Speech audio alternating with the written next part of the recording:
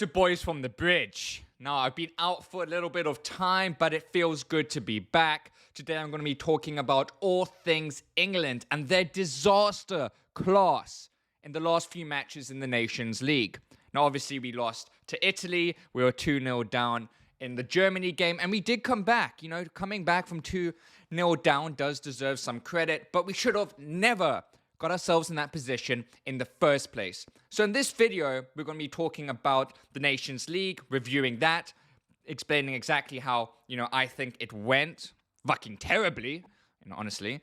But and then looking forward to the World Cup, which is in less than 2 months away. Crazy to say that, but, England aren't in the best of spaces right now. We haven't won a game in the last 6. We did actually finally score a goal in the Germany game, but still, with the creative talent that we have, we should never be struggling for goals or creating chances. Now, various things to talk about. Southgate playing a back five yet again.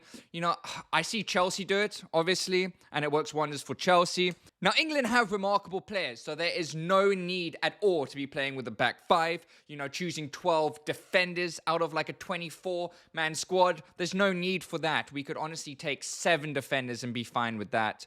I feel really, really bad for the likes of Ivan Toney that has been called up for England. Did press conferences and interviews about, explaining how excited he finally is to be called up for England at, around 25, 26 years old. So he is a little bit later in life to get the call up, but good for him. And he didn't even feature. We're stuck on the bench the whole time with the likes of Tammy Abraham. I think Southgate has got to play with the 4 at the back. I think it allows us to have an extra midfielder, allows us to be more creative moving forward. I know it does sacrifice, the defense a little bit, and against the stronger teams with the likes of France and Germany, who aren't even playing that well at the moment. I mean, both those teams really, really did struggle in the Nations League. None of the big hitters are doing well. I mean, Brazil obviously look really good, but playing with a back 4, my back 4, Maguire's nowhere near there. Tomori, that didn't even play against Germany or play against Italy, in fact, should definitely be starting in the lineup. Eric Dyer has done really, really well. Ben White has also done really well at right back for Arsenal, but we should bring him in, play him on the right side of a back 4 even. Let me know what you guys think in the comment sections below. But Reece James definitely on that right-hand side. Left-hand side, we do struggle on that left-hand side with the likes of Luke Shaw playing. I think he played pretty well, especially for someone that isn't playing week in, week out for Manchester United at the moment. But once Ben Chilwell is fit, he obviously had a really bad injury last year. So once he is fully fit and raring in that position, then I think it's all his to lose. Unfortunately, John Stones obviously got injured in that game. I really, really hope for him, and I'm sure City are also going to hope that that injury isn't too serious and that he can be back. I know him and Kyle Walker are obviously both struggling at the moment with injuries and being fully fit, so we really need to look after them. We can't afford for these guys to be injured in the World Cup. Now, in the Italy game, we had Saka at a left wing back. Crazy, crazy decision. He has been England's best player, so play him in his natural position on the right wing. I think he's England's best attacking player. Other than Kane, obviously, I would put him higher than Sterling and Foden, especially now. When he came off the bench in that Germany game, he really transformed it. He was involved for every single goal that took place for England when we came back. So playing players out of position is crazy. I know Graham Potter does it a lot of the time with success. I don't think Southgate needs to be doing these kinds of things. Leaving the likes of James Maddison not even in the squad, which is crazy. He's going to get no chance to show his ability in this England team. Or even, I don't think he's going to get a chance at all under Southgate. Until Southgate's sacked or leaves.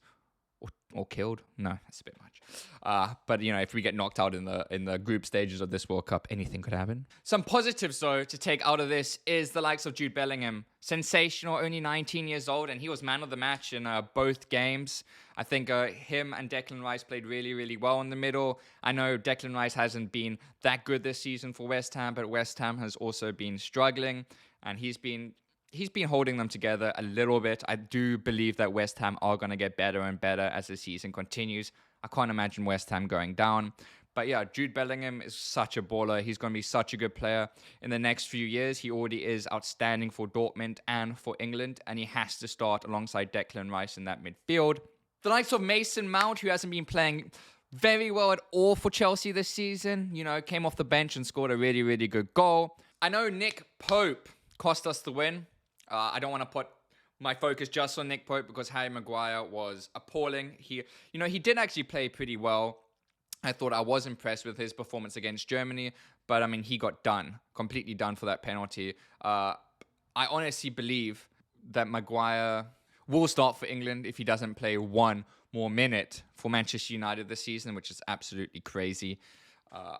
It's hard to say that, but I do believe that Southgate is, in love with him, and that he will start for England in the back five. And Pope definitely deserved a chance. He's been superb for Newcastle this season. However, I don't think he should have started both games. I would have liked to see the likes of Ramsdale or Henderson maybe start the Germany game. And we did see, especially in the Germany game, that he's out of his depth a little bit, especially with his feet. We need a keeper. I wish Edison, honestly, was English. But we need a keeper that is good on the ball in the back. Because, having a keeper that is really anxious on the ball gives the same energy to the defense, and our defense is suddenly really anxious on the ball. The way Maguire gave away the ball and then conceded the penalty was just unacceptable.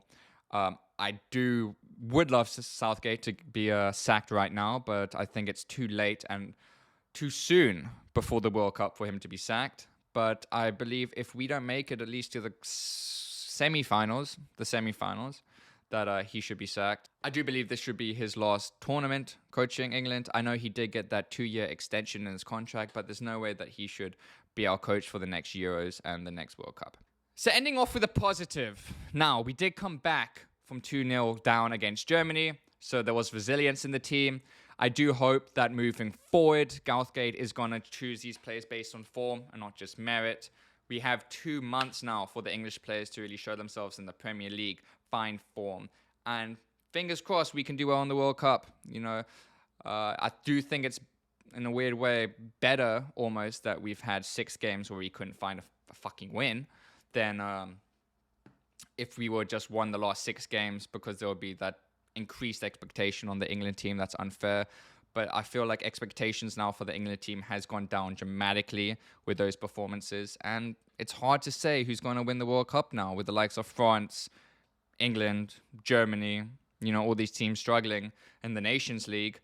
I wouldn't put it past the likes of Brazil, Argentina, even a nation like maybe Denmark to do really well. So yeah, these are my thoughts. If you like the video, please like and subscribe, and I'll check you on the next one.